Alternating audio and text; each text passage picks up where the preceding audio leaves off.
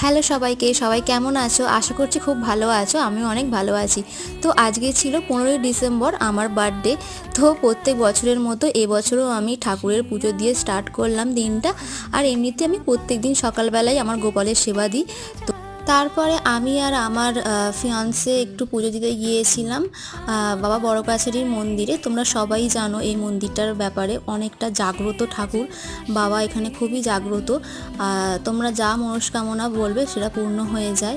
তো এখানে এই বাবার পুকুর, এখান থেকে জল নিয়ে বাবার মাথায় ঢালতে হয়। তো আজকের মন্দিরে দেখো খুবই ভিড় হয়েছে, খুবই খুবই ভিড় হয়েছিল। জানি না, আমি যখনই যাই বাবার কাছে পুজো দিতে তখনই দেখি এত এত ভিড়। আর খুব ভালোভাবে পুজো দিয়েছি অবশ্য, কোনো প্রবলেম হয়নি।